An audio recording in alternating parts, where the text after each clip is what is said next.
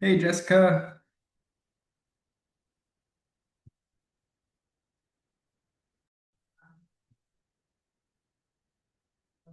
Hey Holly.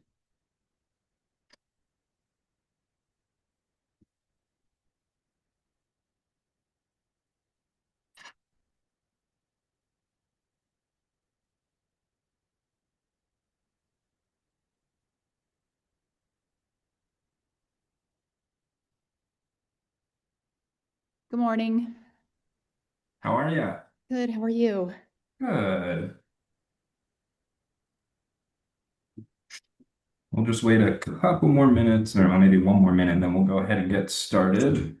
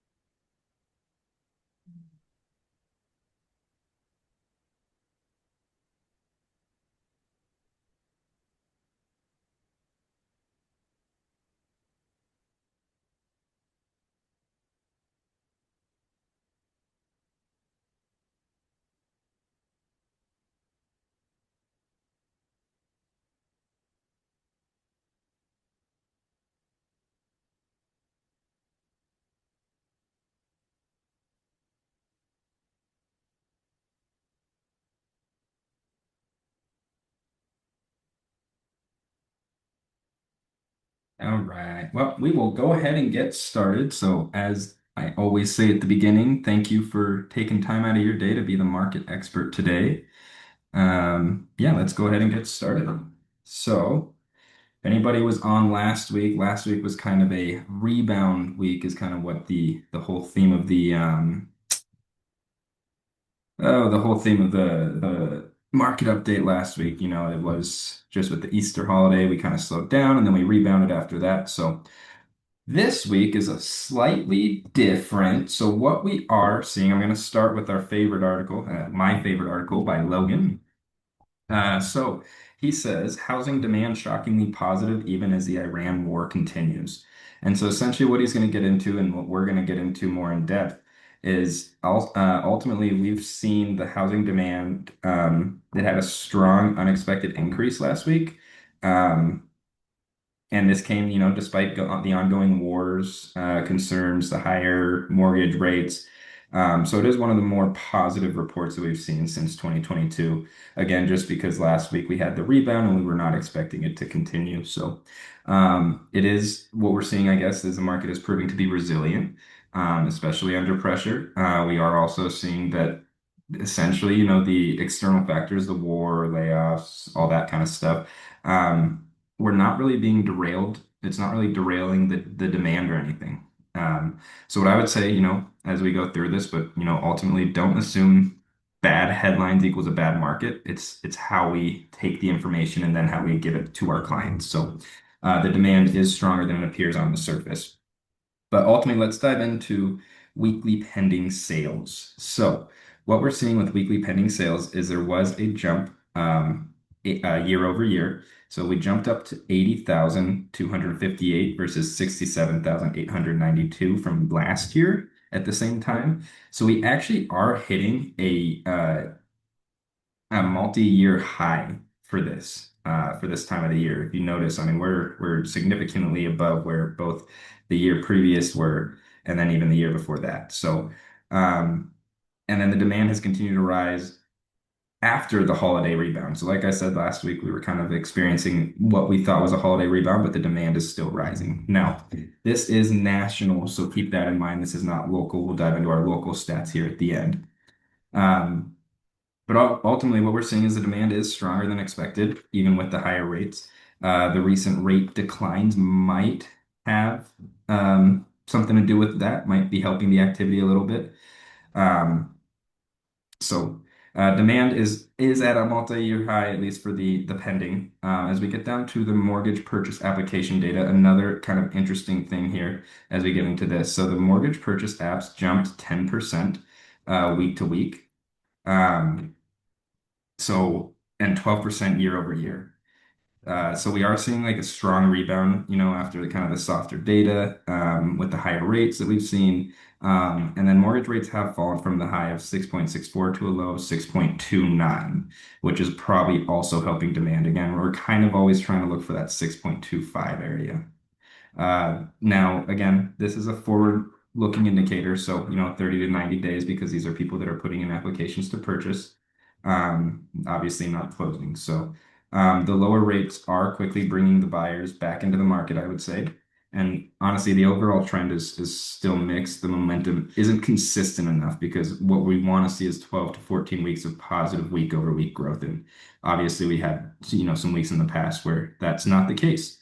So when the rates dip, though, we do see the buyers jump back in, and I think that's kind of what we're seeing right now as they're kind of dipping a little bit. So as we pump down to new listings, so new listings, what we see is year over year is another increase. We have 83,395 this year versus 69,891 last year. So it is the first time too that we are seeing that normal kind of 80K range, which is kind of where we like to live for a healthy market. So that's some good news there. Um, and this is probably the strongest new listings report in recent years that we've seen as well. Seller activity is finally returning to more typical levels.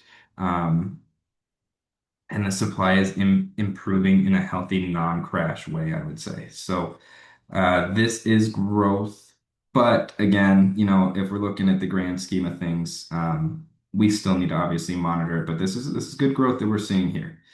Um, More listings obviously mean more opportunity. So keep that in mind for both buyers and us. The market may become more balanced if this trend continues. So we'll see kind of where this goes.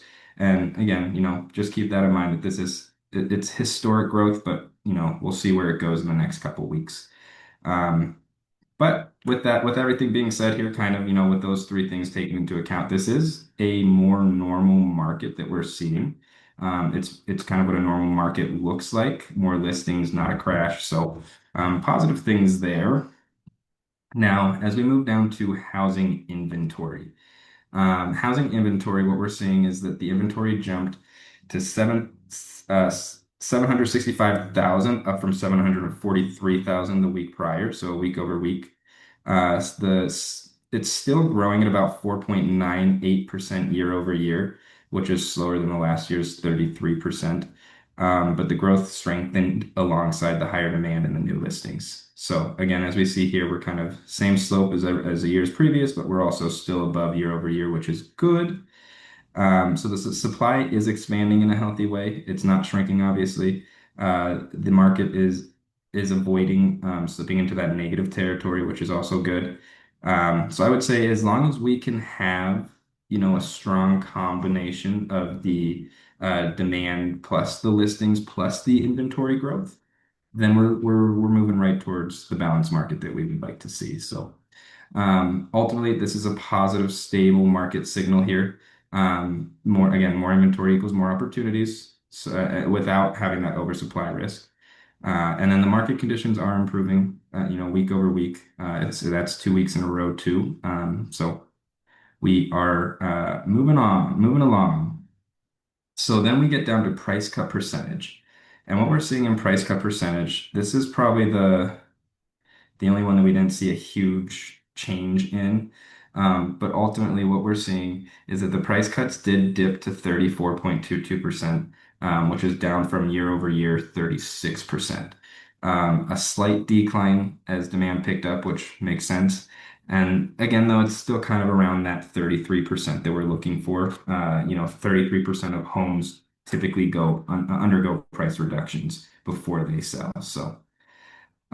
With that being said, I would say, the stronger demand is reducing the need for the price cuts. So, obviously that helps. The market is showing signs of price stability improving. And sellers, hopefully, with their agents' knowledge, they're getting closer to the market expectations. So that also helps. Um, so ultimately, as the demand rises here, the price cuts start to fall, which is a healthier market. Now, if we do look year over year, we are slightly down, like I mentioned, year over year, but we're still above the 24 and 23. So. Now we'll skip through the 10-year mortgage rates, skip through the mortgage spread, and we'll get to the bottom here. So ultimately, overall with this article, a couple takeaways I have from it is that we are seeing the demand surge. It is multi-year highs for sure, in pending sales. The purchase allocations jumped as well, so the buyers are reacting to the lower rates. New listings did break 80K, which again is that threshold that we would like to see. So we're finally seeing some normal supply levels. The inventory grew, which is a healthy balanced market, and then the price cuts dropped, which is the demand supporting the pricing. I would say all those things lined up consistently, and that's pretty much our perfect market. Now, we'll see week by week, but what it really means is regardless of what's going on, the housing market is still performing. This market is going to be resilient, it's going to be active, it's normalizing as we're seeing finally. Um, so ultimately, what we want to watch kind of is just, the ongoing war headlines, because obviously that can impact things. There is a Fed meeting this week that's mentioned, the Federal Reserve meeting. So we'll see what comes from that. And then um, if the war continues, Logan does mention there could be potential inflation creep. So we'll see. But the market does look strong right now. I just think, the macro factors will still matter down the road. So. Um, Even with everything going on in the world, the housing market just had one of its best weeks, and that's not weakness, that's strength. So ultimately, we'll move on to the next article, but that's all I've got for Logan's. So this next one, if you haven't heard, Real is acquiring Remax for $880 million, forming the Real Remax Group. So ultimately, what that's going to do is combine those two. Now, they both were for sale. Keep that in mind. So, but there's going to be about 180,000 agents globally now, and it's going to combine, Real's AI tech platform with Remax's global franchise model. Um, and this article will kind of dive into that. Now, what it means essentially is that what we are seeing in the industry, and we've seen with Compass in the past, but it's moving towards a scale and technology integration. Um, some of the legacy brands like Remax is partnering with the tech forward like Real. Now, the interesting thing is if you go back, in the last 6 months and go look at some Real agents' posts on social media and stuff, they have no problem tearing into Remax and what Remax does or doesn't do. So it's an interesting philosophy there. They were kind of both batting heads, but now they've become one, and also they're both going to stay separate. So yeah, just keep that in mind. What we are seeing though, uh, as far as our perspective, it's just kind of a confirmation of where we've already seen things going. Again, both of these companies were already for sale. So they just decided that they were going to combine each other. With that being said, as far as Keller Williams, I don't think this is a threat. As far as tech, AI, scale, we have all that. We've been building that for years. So we do have the proven franchise model. We have the tech ecosystem, which is Command and everything inside of Command. We have the training and culture in Command and Connect. We have the training and culture at our office. So, and then another thing that's not mentioned in a lot of these articles is Keller Williams is also privately owned with no debt. So that's just a strong, stable foundation right there. Both of these companies did have debt that they were holding on to. So, um, How does I don't know if it's they're acquiring or in a merger or whatever. How will that ultimately affect us short term and long term? Personally, I don't think it's going to really have an effect on us. I mean, if anything, it's probably a good time if you have any friends that are part of Remax to maybe reach out and see how they're doing because the fact of the matter is none of them knew that this was going on either. Even their big, um, you know, operation principals and whoever might be, running the show over there, they had no idea it was coming either. They woke up just like we did Monday morning and saw the news article. As far as, affecting us, I don't see it really affecting us. I mean, the fact of the matter is, regardless of these brokerages and things like that, um, we want our clients to choose us not because of the name of our brokerage, but because of us. And so with our training, with our support, with our culture that we have, I know I don't have any doubt that we wouldn't be able to, be the best services for our clients. Um, and that didn't change before, and that's not going to change after. So ultimately, though, I would say we'll see where this goes, down the road as far as, the merger and what they choose to do. But in the Keller Williams world, there's not any change on our end. If anything, it's an opportunity for us to get our names out more. So, Thank you. of course. Um, all right. So ultimately, yeah, if you have questions on that too, reach out to me or whatever it might be. But that is just a big news headline that I'm sure you saw somewhere out there. We're gonna move on to this next one here. And I'm gonna have David from Altitude Insurance, our trusty insurance guy in the in office. He's going to be on here at the end, but I did want to dive into this article. This is Homeowners Insurance is Reshaping the Transaction. So what we're seeing is insurance is no longer necessarily a last step in item in the transaction. It's actually becoming a deal breaker. And maybe not in the city as much, but definitely in the mountain areas, you're going to see some issues. But the premiums shot up 8.5% in 2025 after an 18% increase in 2024. Some homes, what they're finding, are too expensive or nearly impossible to insure. And then buyers are also not discovering this until, a few days before closing. So ultimately, what that means is, insurance is going to be now, it's a part of the affordability. It is a core part of the affordability, I would say. Rising costs are impacting the loan qualifications because also with insurances rising here, that are also going to rise in the HOAs. So then HOA costs are going to go up, which all ties into loan qualification. So deals are being delayed or falling apart due to insurance. So it's just something you have to, do your due diligence on, especially if you're selling, or if you're a buyer's agent. Just try to make them aware of what's going on and where they're buying. If insurance is hard to get where they're purchasing. As far as what we can take away from this article is I would say bring up insurance, like I just said, bring up the insurance early in the conversation. Have that conversation with them, especially if they're purchasing in the mountains. Have that conversation with them. Another great resource is David. You'll be able to, reach out to him, send him your client's information. He can reach out to them or ask any questions you have to David and Jade. David and Jade are both fantastic, and they'll answer all of your questions that you need, and they're right here in our office. Um, but you do want to have that understanding that insurance can be a make or break for the deal. So again, we'll dive into insurance here at the end, but just wanted to run through that one real quick.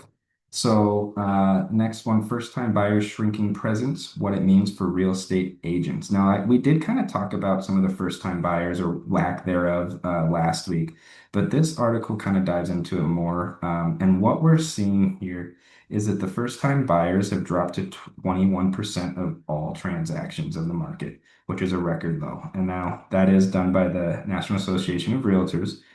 Um, Historically, it's closer to 40% of transactions. So we're almost 20% down. We are seeing with that on the other side of that repeat buyers now make up nearly 80% of the market. So it is a structural shift, I would say. It's not necessarily a temporary dip. And again, with the articles from last week too, that kind of mentioned that it's just different. We're seeing, the new buyers, first time buyers that are there. They're not waiting till they get married and then purchasing the house. They're just trying to get in the home when they can, with creative financing too. So fewer entry level buyers is obviously fewer easy pipeline opportunities. And then the market is being driven, like I was just saying, by the equity rich, the experienced buyers, while the baby boomers are holding onto their homes longer, which is obviously also in the grand scheme of things creating less inventory, which we've seen. Um, Now, what's changing in the business? buyers are kind of trying to become more educated, intentional, and strategy focused, like I was just mentioning. So we are seeing that there again, great opportunity to talk to a lender about what first time buyer options they have to help out this first time buyers, because there are plenty of options out there. It's just about having that knowledge. So shift from the, transaction based and move towards a real relationship based business. Lean into your database as well, as we always want to stay top of mind to obviously the first time buyers, but also, to the baby boomers or anybody we know that have purchased their home, that have had their home for a while. Be that strategic advisor for them, not just a guide through the process, but have the information, have the knowledge. And if you don't know, if they ask you a question you don't know, it never is a problem to just say, you know what, I don't know that answer, but let me go find out for you. First-time buyers do still matter. While we are seeing them lower than the 40%, we want to bring that back up. They do just need more education and patience. So, the agents who are winning right now are not chasing volume, they're building relationships. So keep that in mind as well. All right, and I got one more article here. So this is Inman. So another NAR, National Association of Realtors, Yoon, has a new 2026 prediction, a slower, less certain market recovery. So what he is saying is that NAR downgraded the 2026 sales forecast from 14% to a 4% growth. So not as much growth as they thought initially there was going to be. The mortgage rates are trending closer to 6.5%. Again, we'd like to see that a little lower. And the market has, kind of been flat since 2023, essentially, is what he's saying. Um, so recovery is happening, but it's slower than expected. With the higher rates and the softer job growth, it's kind of holding the demand back. And then he's also, what he sees is that this is likely a multi-year recovery cycle, not just a quick bounce. So um, something that we could see down the road is that they are expecting home prices expected to rise about 3 to 4%. Ongoing inventory shortages are supporting those values and, keeping those values consistent. Um, and with all that being said, he does also mention that this market is stabilizing. It's not declining by any means. It's just stabilizing. So quick takeaway from this one is, while the market is turning, it's not sprinting. It's pacing itself, essentially. It's kind of a good way to think about it. So the market conditions are going to favor, the top performers who adapt, us who adapt, and the opportunities still exist. So keep that in your back pocket. All right, now I want to see if David is on here. Yes, he is. Perfect. I'm gonna stop share and let David kind of talk for a little bit. So for those of you that don't know, David is our Altitude Insurance in-house vendor. He's fantastic, like I mentioned earlier. If you ever have any insurance questions, or you have a client that you even just want to stay in your own lane, send them his way, and he'll take care of them like he has done for me many times in the past. So, David, thanks for hopping on. Yeah, thanks, Chris. Yeah, I'm David with Altitude Insurance, as many of you probably know. And alluding to what you were talking about earlier, Chris, with getting on insurance early, that's always a great idea, and something I've been kind of preaching for a while now, because I have seen that in the market. The old days, you'd come to us, we'd be able to get you a quote, no problem. But things have changed. Um, you know, Mountain properties, like you said, they're difficult. Insurance companies are really looking at that wildfire score. They're really trying to mitigate their risk. And quite frankly, they're not real excited about insuring those properties. So we all know they're a business and they look to make some profit. And, when they take on those mountain properties, it's an added risk for them. So if they do want to write it or will write it, usually the premiums are a little higher. So you were talking about, higher premiums. I think I just read that Colorado is actually the sixth highest rate in the nation now for homeowners insurance. They used to middle around 20 range or so, but these past few years, as we've all noticed, probably on our homeowners insurance, personal stuff, how much it's increased.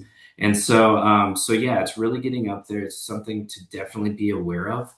Like you said, Denver metro area, still, it's not so much the big issue, I guess I should say, in that area is roof age. That's what they're really stressing. A lot of them clamped down last year about the age of the roof, and they wouldn't go beyond 10 years, which is kind of crazy, right? I mean, we all, we put these roofs on and they give us a 50-year warranty, and, they say they have no issues. And now we're talking about 10 years, and insurance companies don't want them after that. They're loosening up a little bit to where now they'll insure from ages 10 to 15. So they'll go up to 15 years now. And I'm talking about just a standard asphalt shingle roof. They'll go up to 15 years, but then they might put on their like a scheduled roof. They won't give you full replacement costs. They might just give you that depreciated amount based on the roof age. So there's definitely moving parts, and it's definitely a great idea to get on it early. Like you said, just because, the last thing anyone wants is insurance being the reason that a deal falls apart, right? I mean, that just shouldn't happen, honestly.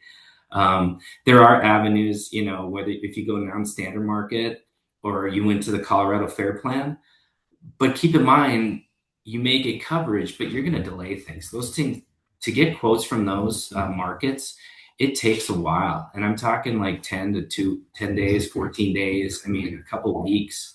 Whereas if it's just a standard, home in Denver, you can get a quote same day, next day. So that's kind of the difference. And so if you do come up against those challenges, you're not going to get a quote the next day. So I guess be mindful of that as well.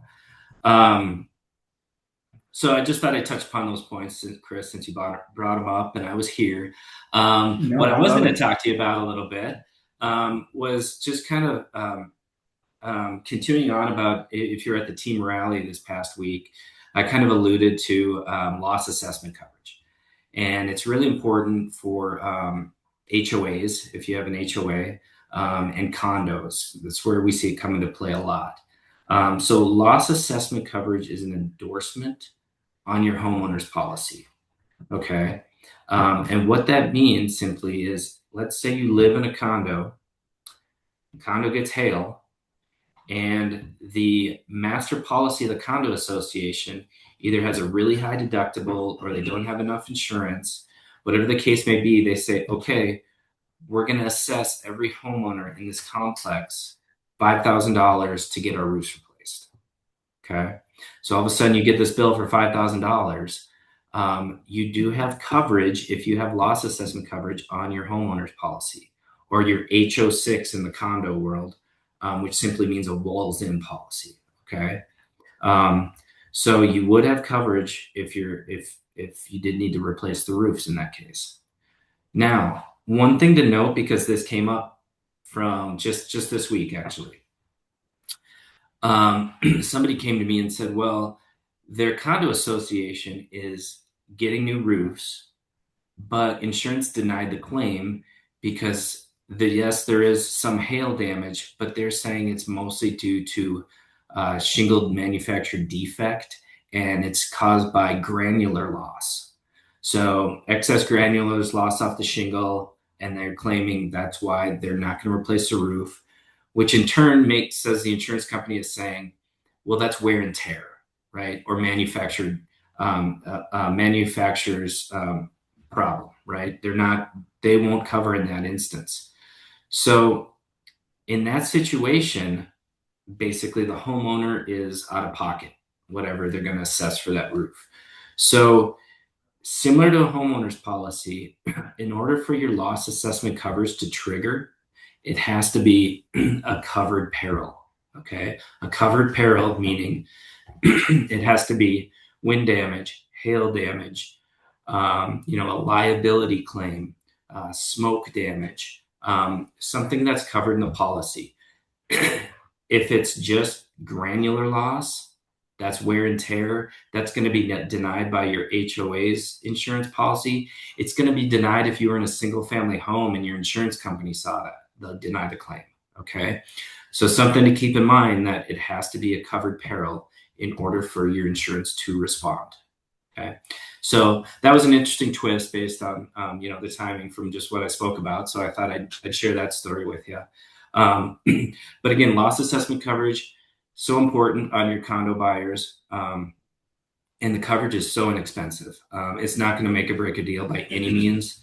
Condo associate, or, your HO6 policy, your walled-in policy for a condo isn't as expensive as a single family dwelling, because you're not insuring the structure, the roof and the exterior. And so generally the price is, it's about, 30 to 40% of the cost of what a homeowner's policy would be. But you can increase that loss assessment coverage up to, usually up to $50,000. And you're talking about an extra $7, $8 a month. So it's not expensive at all. And even if you just went up to half that, went to $25,000, I mean, you're probably going to see an increase of a couple dollars a month. So it's definitely a coverage where if your insurance agent knows what they're doing, they're going to add that on there. And if they don't, then, they probably should look into that and study it a little bit. But as the agent, it's a great thing to bring up. Let your clients know that loss assessment is an important coverage, and this is why. And of course, that adds value and knowledge to you guys. So, that's what I wanted to talk about, I guess, today. Does anyone have any questions about anything I've covered? I have a question about loss assessment. I don't know if you saw it in the chat. Does it ever cover elevator modernization? Ooh, I did not see it in the chat, Holly. So thank you for bringing that up. Thank you. Elevator monitor, no. And that's simply because if it's an elevator thing, I'm guessing it would be wear and tear or parts replacement or something. Now it would be if like there was a fire, right? Fire damage. Well, then yeah, it would be if they had to get a whole new elevator and they had to assess everyone, because fire damage is a covered peril. Okay. So I guess, Holly, it goes back to, what is the proximate cause of the repair or the replacement needed? Okay. Yeah. So this is an actual story, and elevators are original to this 1938 building downtown Denver. And HOA was asking people, like, do you have loss assessment coverage? Well, I had not heard of it. And this was, a couple of years ago. And I think people were trying to buy it last minute, and which didn't make sense to me, right? But it had to be replacement because the parts are literally no longer manufactured. This is literally a 1938 Otis elevator. So it's going to be brand newly, I don't want to use the word refurbished, replaced.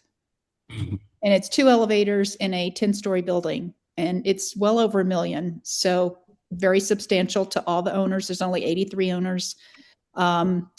And they're only giving a 15-month to pay it, a 15-month window to make the payments to get it covered. So I didn't know going forward if getting loss assessment, because the elevator is a huge expense compared to a roof, huge. Yeah, no, I would say it depends on the proximate cause. In this case, if it's just, wear and tear, I don't see them responding at all to this. Okay. Unfortunately. Okay. So, and another thing you brought up, which is always kind of makes me giggle too, when you're talking about loss assessment coverage, is these things all go through the board, and HOAs have a board, and then they vote on all this stuff, and then they send out a letter, and they usually give you 90 days, and they say, okay, well, by this date, 90 days out, we're going to make sure you have loss assessment coverage, because we're going to assess you for whatever it may be. And so they always give you those heads up. And so if you don't have it, some people, people get it, or they increase theirs. And insurance companies, they allow that, which I don't understand why and how, because you can't do that for anything else. You can't not insure your home and then something happens and then you get insurance and then they cover it. Right, So, right. but loss assessment works that way. So that's something interesting. But it's nice to give you a warning, right? But in this case, yeah, it sounds like it's a wear and tear thing, and I don't think insurance would respond to that. So, Okay, and then my last question would be coverage for common elements is on the building typically.